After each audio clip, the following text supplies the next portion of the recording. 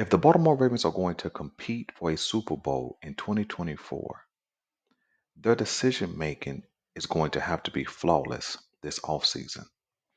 Between free agency and the NFL draft, will they make the right decisions? We discuss next on the GM.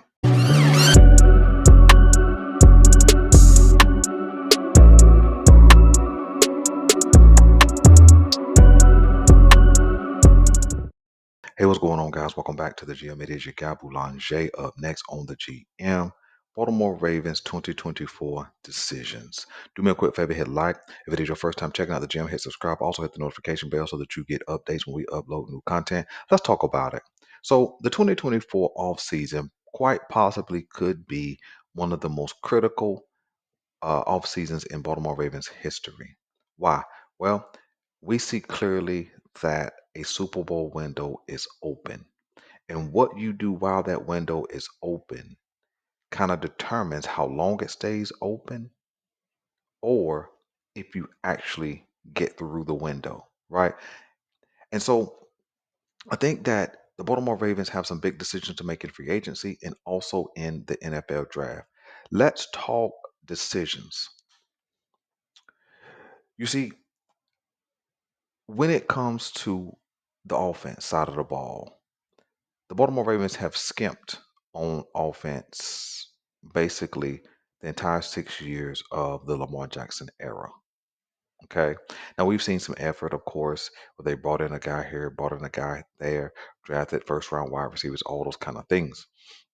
But the fact of the matter is, what we actually did in free agency definitely kind of shows up in the end of the year outcomes. And so I think this off season, there is some must haves. I think a must offensively is either Derrick Henry or Saquon Barkley.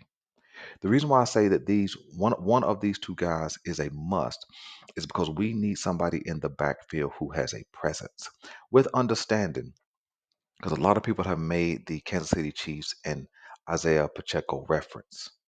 Okay. But they have a proven system that you can plug different guys into, and those guys can show up and be productive. Whereas up until this point, Lamar Jackson has been the Raven system. And so we need guys around him who can take some of the burden off.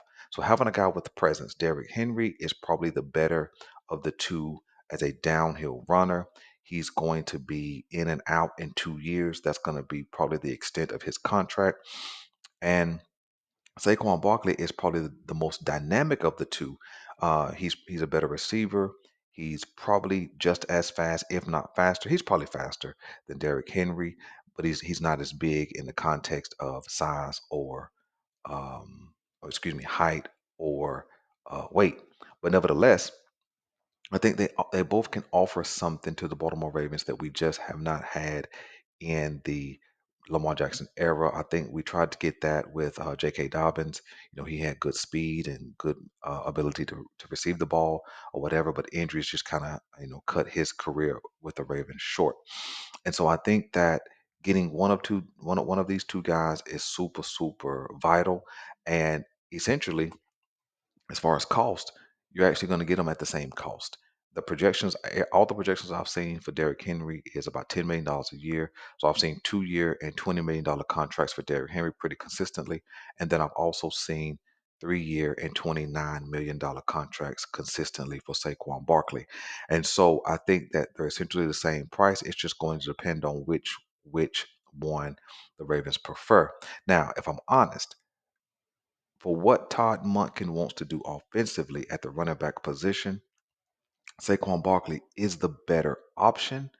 But I've been trying to get Derrick Henry into Baltimore for a season and a half now, and looks like it may happen. I don't know, but I think either one of these two guys is a must. If both of these guys come off the board before we sign one of the two, don't bring me Josh Jacobs. Don't bring me DeAndre Swift. And please, by all means, do not bring me Tony Pollard. Don't. Those are going to be bad decisions. And definitely allow J.K. Dobbins to go find a home somewhere else and allow Gus Edwards to park the bus with another franchise. All right. When we look at the offensive line, I think the offensive line is vital to improve. I think it has to be a mixture of vets and also rookies. And when I say vets, I'm talking about young vets, right? I would definitely like to see the Ravens. Bring back Zeitler just as a vet, somebody who's been consistent on that right side of the line. If they don't, then it kind of is what it is. We need to see Ben Cleveland step up. We need to see Daniel Falele step up. We need to see those, uh, Voorhees or Salah step up. So we have some guards. The offensive tackle position is the one that needs depth. And so I think that the Baltimore Ravens will certainly add uh, talent in the draft, but I think it would be wise to grab a guy in free agency as well. Um, and so I think that that's going to be important. Um, a guy like a Trent Brown would be good as a 2-year gap filler, while a younger draft pick fills in and learns. Some of you may not like Trent Brown, but he's a big body, 6'8", 370. He's kind of a Daniel Falele before Daniel Falele. But I think if he's healthy, you can get some value out of him. You don't want to overpay him. You don't want to pay him too much to get him in house or whatever. But I think he would be a great option for the Ravens at left tackle while a young guy learns. Um, but whatever we do, we have to bring in a left tackle. That's the decision that has to be made. Let's jump to wide out. I think what's going to happen. This is kind of what I think is going to happen because the Cincinnati Bengals have come out and said that they're probably going to use the franchise tag on T Higgins, or maybe they've already used it on T Higgins. That's going to increase the value of the other top wide receivers in this free agency class because of the lack of depth.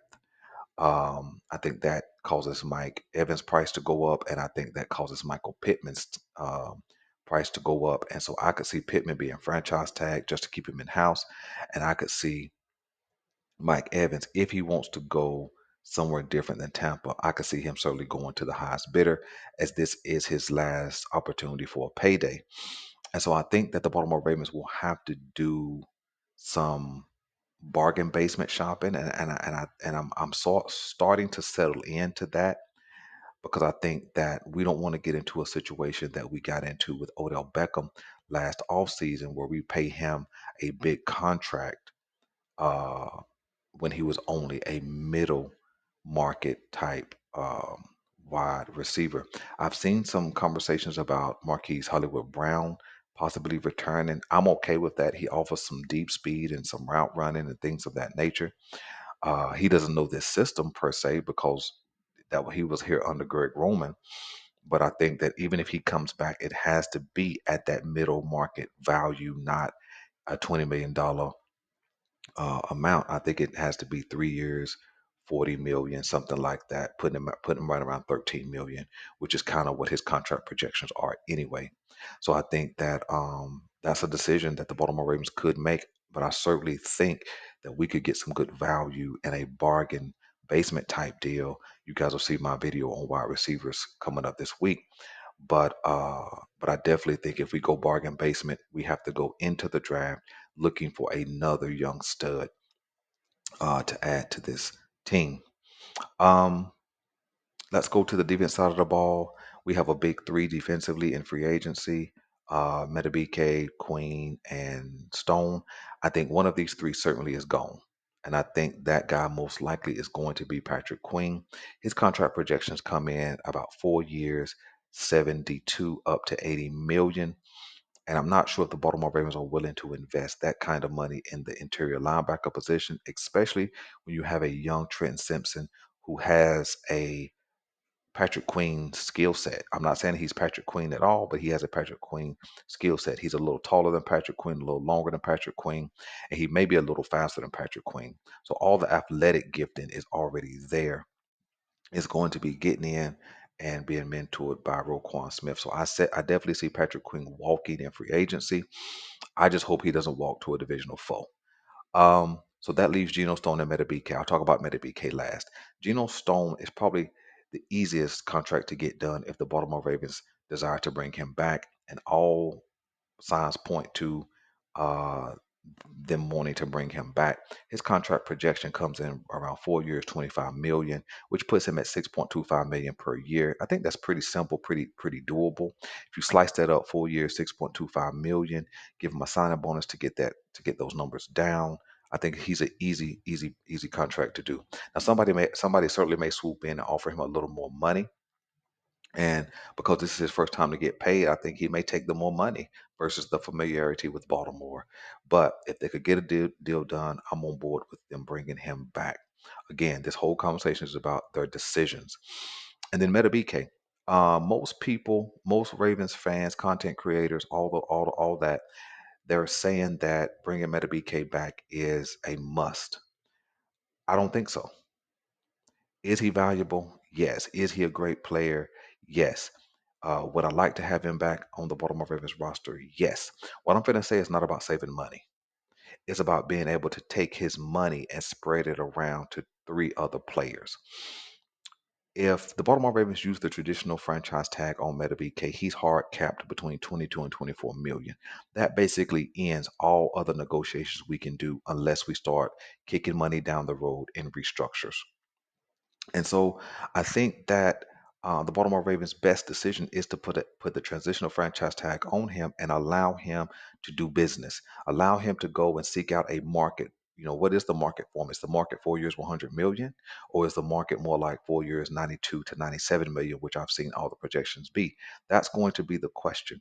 What is the Baltimore Ravens hardline price? Like, you know what I'm saying? Again, it's not about saving money. It's about not being stuck with a franchise tag that limits, you know what I'm saying? That's one player. That's all you're gonna get out of that. And then your bargain basement, you're not gonna upgrade the wide receiver room much. You're not gonna upgrade the backfield because the money is gone at that point. So allowing him to go do business. If they do not want to match, then they can take the 2 first round picks and keep it moving. This draft again goes 15 to 20 deep with guys who can be plug and play guys. Are they Meta BK? No, but they certainly can step right in and play and be productive. I mean, there's tons and tons of guys who are available. You guys will see me talk about some of these guys in the mock draft that we do over the course of some weeks. And so I'm not one of those guys that believe that signing Meta BK back is a must. Because if we don't sign Meta BK back, excuse me, let me say it this way. If we franchise tag him, we're stuck. But if we do a deal, I'm cool with that because doing a deal gets that first year cap number down and makes things more manageable when it comes to bringing in other pieces. And so, but if we do the tradition the traditional tag, it limits what we can do in building this team out, and we have too many needs to get stuck negotiate with one player. That reminds me of last year because the Baltimore Ravens and Lamar Jackson could not get a deal done. He was transitional tag, which is a little less of a price, but still that money was there, and there was not much we could do. We ended up, of course, signing Nelson Aguilar and Odell Beckham, and that was basically the end and all of our free agency. It cannot be that way this year. We have too many needs and places we need upgrades and depth. Running back, as you heard me mention, offensive line, wide receiver, and besides Meta BK, we need some more depth in the trenches. Right? There's only Travis Jones. Brent Urban is a free agent. We need some upgrades at the outside linebacker position. I think the Baltimore, and since I'm talking about it, I think the Baltimore Ravens need to bring in a couple of pieces. Doesn't have to be the premier guys. I think the premier guys are going to stay with their franchises other than Danielle Hunter. And if we could get Danielle Hunter, I'm super cool with that. His projection is like 3 years, 60 million, 3 years, 67 million, something like that. Could we swing that if we don't get hard capped with Meta BK? Yeah. Because the truth of the matter is, we don't have a guy who can go get the quarterback for real.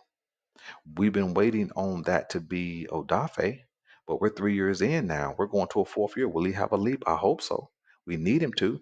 I'm not banking anything on David Ajabo because he hasn't shown anything in 2 years but injury. And beyond that, there's Tyus Bowser who didn't play, who must be cut also. So since I'm talking about cuts, let me get to that. I think a must, remember, we're still talking about decision making. I think a decision that has to be made is that you have to cut Ronnie Stanley with a June 1st designation. I know you may be questioning, well, that's a big dead cap hit. Yes, it's an $11 million dead cap hit. But what do you get with Ronnie Stanley at $25 million? See, kicking his money down the road makes no sense at this point. That's how we got such a high cap hit, anyways, kicking the money down the road in restructures. I think it's time now to cut him June 1st designation, take that $15 million and put it into two other players. And then what that does with cutting him this year, it opens up $20 million next year. I will do a video showing some decisions that can be done this year, and I'll also show you the cap number next year and how it's impacted. The business that I'm talking about doing this year will be in correlation to what happens next year. Also, remember when I talk players and signings and cap, all that, I'm looking from current conversation a year out because what we do now impacts what we do next year. But I think it's time to open up that $15 million and let Ronnie Stanley be. I'm serious. Um, I think we could actually wait until um, the actual June 1st date and release Tyus Bowser. I think we could because I think there may be another guy that we want to do a June 1st designation with. But if they release him with a June 1st designation, because you can only do two of those guys with June 1st designations. And so I think both of these guys have to go. That opens up $20 million in cap space. And then it also opens up more money next year in also opens up more money in 2025 cap space. And then the last thing, as player personnel goes, I think it's time to trade Mark Andrews. And remember, from now to next year, it's time to trade him. Why? Well, he has what I call a dying contract. He's hitting the books for about $16 million per year overall. And I think that trading him, and he has a unique situation, whether they cut him or trade him, he's going to save $11 million on the books. I think they should trade him. If they can get a 5th round pick for Mark Andrews, I think that's okay. I know that's not value, but you got to think his value is down because he's been hurt 2 out of the last 2 seasons. Okay. And I think that you have to be able to move Mark Andrews out of the way to make room for the development of Isaiah Likely. We understand that for 2 seasons, we've seen him fill in for Mark Andrews and do a great job. And I think that his growth and development skyrockets if he comes in and he is the guy who's working with the ones most of the time.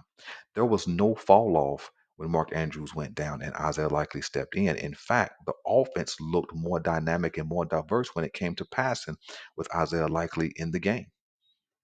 And so I think between now and next offseason, now and this time next year is what I mean. It's time to move on from Mark Andrews. I know some of you guys may say I'm crazy, and and um and that's Lamar Jackson's favorite target. But the fact of the matter is, I live in the world of production, right? And some at some point, you have to consider the reason why the Patriots stayed relevant for so long is because they would get off guys before it was time to get off of them, right? They would get off of them a year early versus a year late. Kansas City has taken that same mantra, right? If you want to learn anything from the champs, move on. They came and got, for example, like you heard me say this before, they came and got Orlando Brown, used him, won a championship, moved on from him, right? They drafted L'Jarius Sneed. He grew into a Pro Bowler, an All Pro. L'Jarius Sneed says, "Pay me." What did the Kansas City do in response? Everything I've read, they're more likely to let him walk in free agency. Why? Get off of him too early before too late. And that's when I think the Baltimore Ravens need to start doing with some of their roster.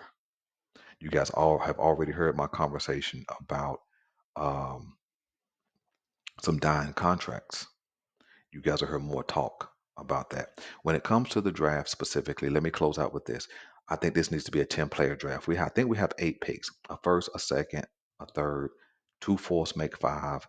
I think we have a fifth, a fifth, and two sevenths. I think that's correct.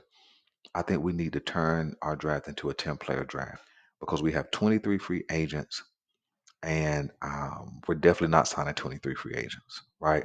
We have to bring in some new fresh talent, and I think that to fill in the depth and maybe grab a couple of plug and play guys, I think this needs to be a 10-player draft, very similar to the 11 guys we picked in 2021 or 2022, one of those years. And so you guys will hear me talk more and more about that in the mock draft. I got some mock draft simulations coming up. I did them. I did them live, or I'm going to be doing them live recording, so you guys will see the business that we do during the actual mock simulator, and then I'll present the players to you guys, and then we'll have discussion about them. So listen, man, stay tuned for the free agency content I got coming up this week. I also got a series of shorts coming out called Draft Freaks, and it's guys who have rare height, weight, and speed. And I'm doing them specifically because I think the Baltimore Ravens could and should grab at least two of these guys in the draft if they're available. I'm your guy Boulanger. This is the GM, and we're out.